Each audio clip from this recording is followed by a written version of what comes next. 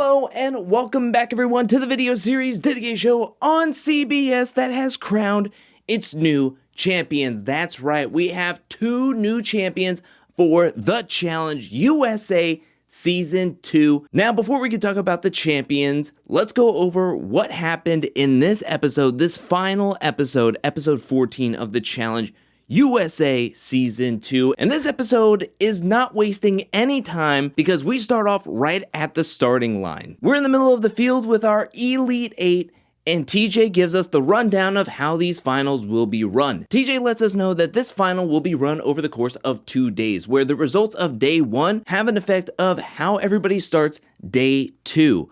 Day 1 will be 4 trials. The trials will test everybody on their skill set of strength, smarts, skills, and steel stomachs. You gotta love the alliteration, am I right? Every trial a person wins, they will get a +1 head start as an advantage for day 2. Every time somebody finishes last place in a trial, that will be -1 head start. Now, a feature that was added in this final is that you can bet on yourself. If you think that there is a good shot for you to win a trial, you can double down on yourself, which if you win, you will get a +2 minute head start. But in the event that you lose that trial, you will be -2 minutes. So the players have to be very aware and very confident when they do double down on themselves. To me, the first day of these finals felt very stripped down. Like, looking back at the most recent challenge finals that we've seen, from the 100-hour final in season 38, the final from the World Championships, those finals were just get up and go. Normally how it goes is TJ blows the horn, you run, you get to a station, you do the task, you run some more, get to a station, do your task, and you do that over and over and over again. Not these finals. These finals, it was just going from one task to another, no running. They saved all the running for day 2 because that is going to be a 10-mile run through a course,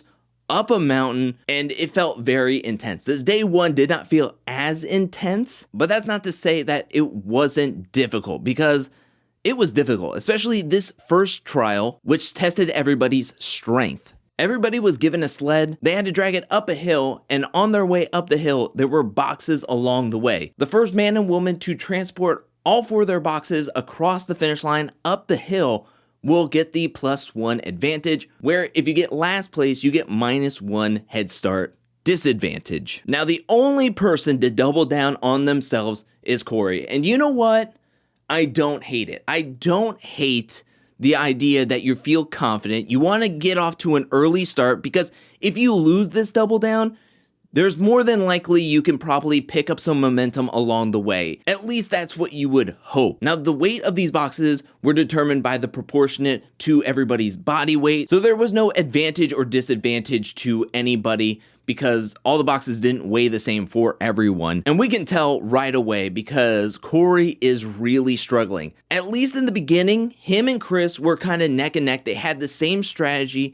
They took 2 boxes and then tried to get up the hill and then would come back for the 2 boxes. It worked out much better for Chris, who was able to win the first trial. Cory was able to get his 2 boxes across the finish line, but then when he went to go back, he was really lagging behind. He was really struggling to move this sled along the grass up this hill with the boxes.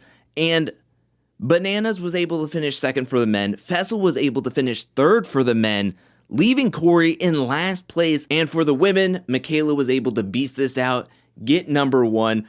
I expected nothing less from Michaela to get this first win. She gets the +1 minute advantage. Chanel was able to get second place. Desi was able to get third place, just sneaking by Tori. And Tori surprisingly got last place. I'm actually pretty surprised by both Cory and Tori getting last place in the first trial. But as we know in sports, or as I've always heard in sports, it's not how you start, it's how you finish. So everybody gears up for the second trial, which is smarts. This is where they're testing spelling. TJ is going to give everybody 5 words.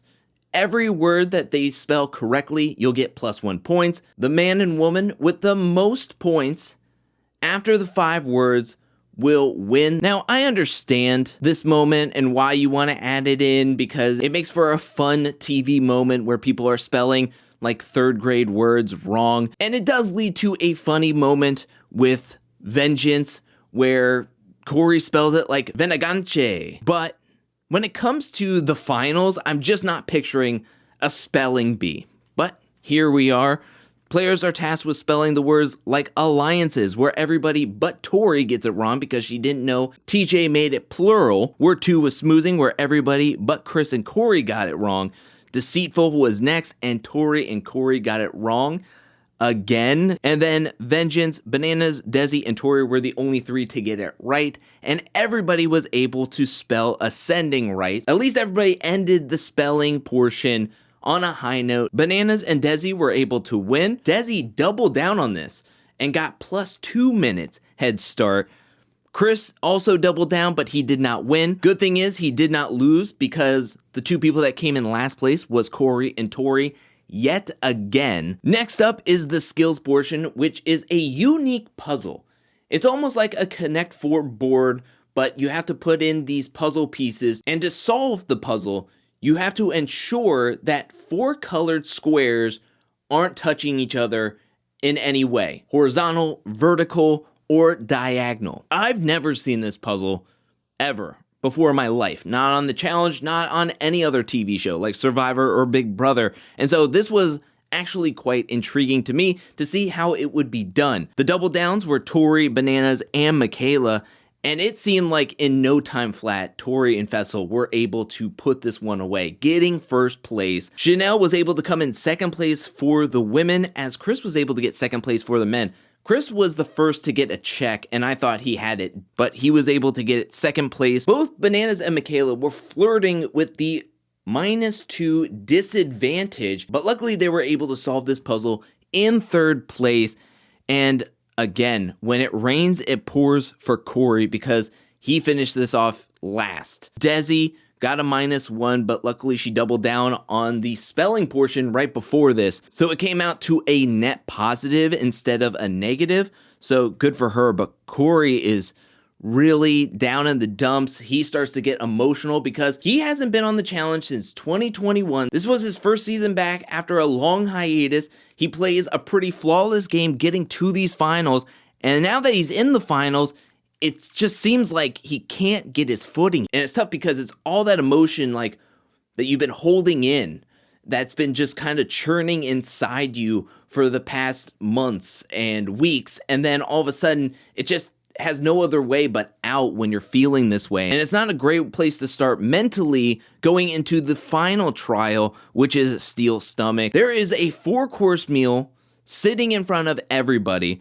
where there's a stinky tofu, sauerkraut smoothie, bug cakes, wasabi crackers, and chili truffles. The first man and woman to finish 3 courses will win that advantage, where last place will get that -1. And Bananas and Tori put on a clinic showing just what their experience in challenges, in finals, in eating disgusting food over the years. They looked like they were having a picnic. They weren't going for their buckets.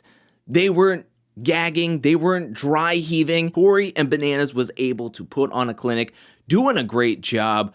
Fessel surprisingly finishes second. Now, granted, he's going up against Cory, this isn't his strength, and Chris is a rookie, so he's never really had to do any of this.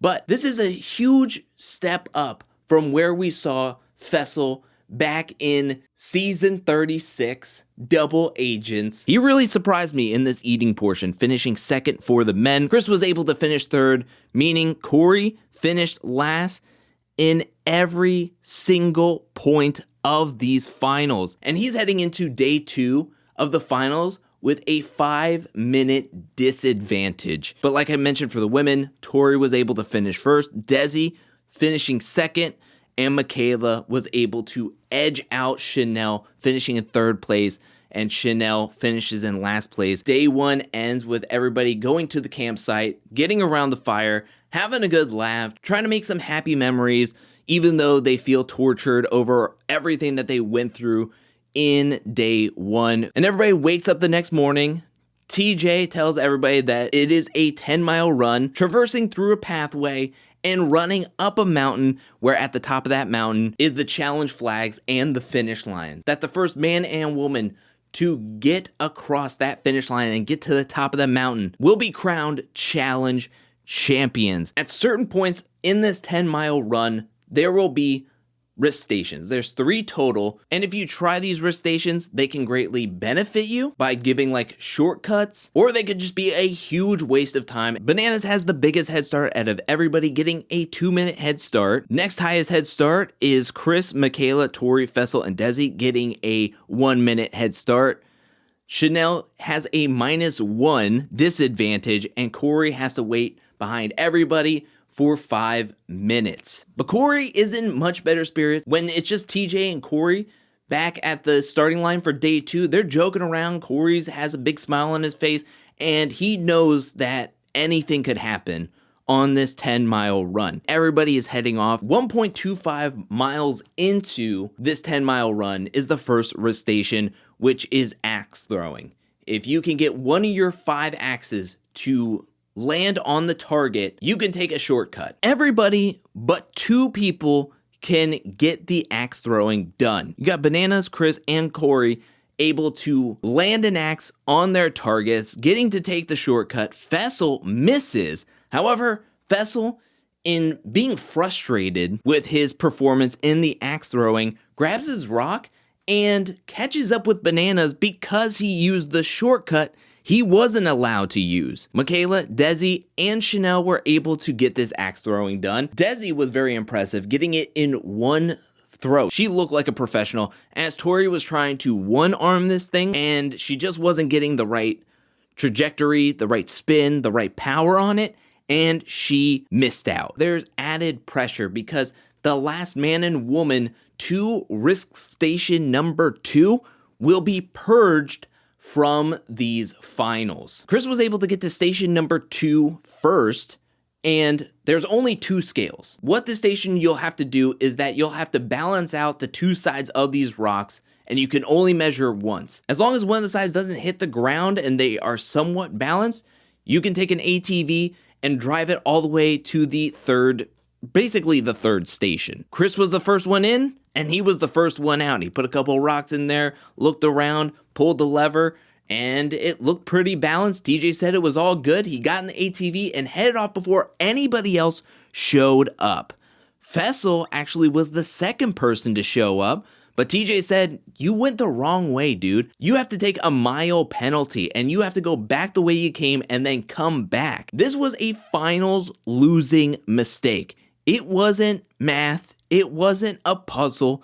It wasn't even eating for Fessel this time. It was just not paying attention, being in your own mind. He was so flustered about the axe throwing and not doing well with it that he completely went the wrong way, and it cost him everything in these finals. Bananas was able to get to the scale. He missed it, and that greatly hindered his finals performance as he had to run the route while Cory came in and was able to balance out the 2 sides and getting to take the ATV. Desi and Michaela showed up to the scales at the exact same time, and they were kind of just standing there for a half second, and Desi was like, "Screw this, I'm jumping ahead of you," and she started weighing out some rocks. There's only 2 scales, so Michaela would have had to wait for Desi to finish up. They would have had to reset the scales, and then Michaela could have gone after Desi got the check, got in the ATV, and went.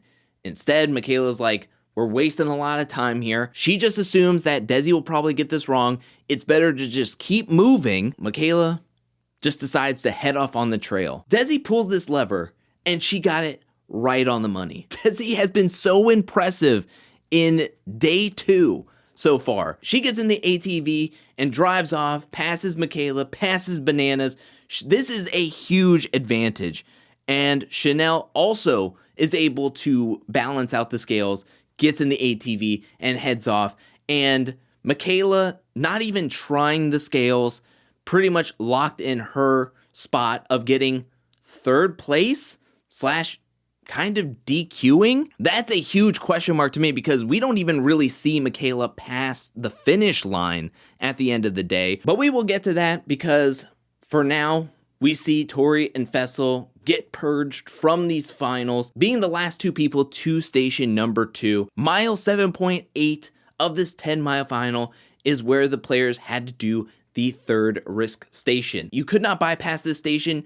Every player had to complete it. The players had to stack the cinder blocks with the players' names on them in order of when they were eliminated from the game. Chris was the first person to this station and was able to knock this out. Cory got the puzzle done. Desi, of course, was able to get this done and start heading up. Chanel Bananas basically got to the third station at the same time, knocking it out one after another. And Michaela was starting to really lag behind. Once she finishes the third station and was trying to head up the mountain, she kind of like falls at the pathway.